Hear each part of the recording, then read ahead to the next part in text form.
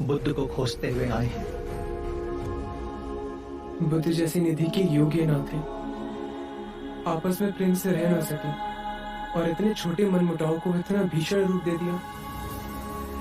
बुद्ध ने तो स्वयं ही कहा है, चाहे जितने सूत्रों का अध्ययन कर लो, चाहे जितने सूत्र कंठस्थ कर लो,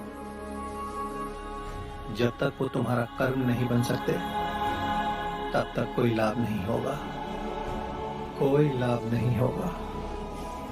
सबको मार्ग का पता है, पर सब मार्ग पर चल नहीं पाते।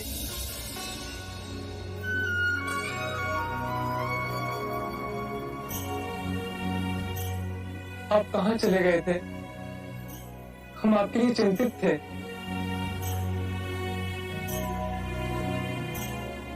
आनंद, कभी कभी एकांत में भी रहना चाहिए, ज्ञान मिलता है।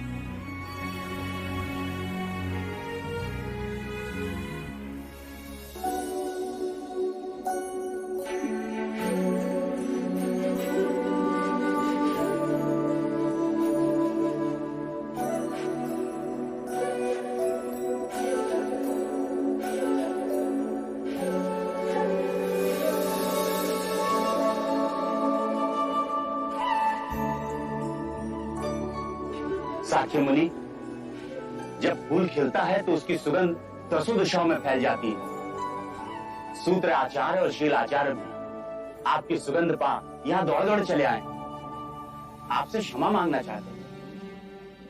उन दोनों के बीच समाधान हो गया है। यदि आप अनुमति दें तो ही हम उन्हें आश्रम में आने देंगे। मोगलाना, आप उन्हें वापस भेज दीजिए, उन्होंने बुद्ध का अपमान किया है। आनंद, ध्यान रहे, अपमान का भाव कभी मन में ना उठे। साक्य मुनि, प्रश्न ये नहीं कि उन्होंने आपका अपमान किया, प्रश्न ये है क्या वो धर्म के मार्ग पर चल रहे हैं या नहीं। सही कहा। सरीपुत्र सार की बात समझ गए। यदि किसी के मन में ग्लानि का भाव उठा तो भूल मानना, भूल सुधारने के लिए उठाया गया पहला पग। वो विनयशील हो, एक भिक्षु के समान सबके समक्ष क्षमा मांगने के लिए तैयार है। साक्य मुनि, केवल एक कृपा करें, इस छोटे से विवाद ने पूरे संघ में बहुत विष फैला दिया है। बस अब ऐसा दोबारा ना हो। उनका स्वागत करो,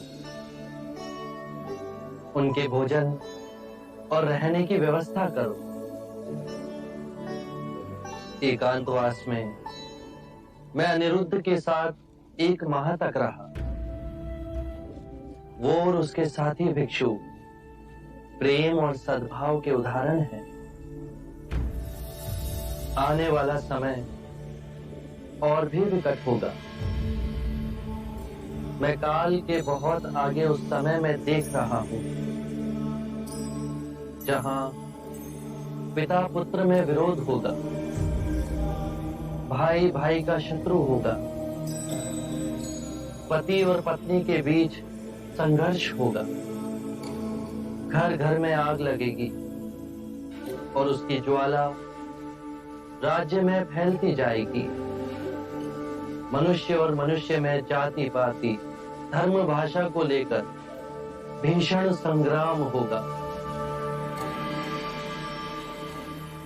मूल में विवाद तो यही होगा कि मनुष्य में इतनी जागरूकता है कि वो दूसरे मनुष्य के साथ रह सकता है।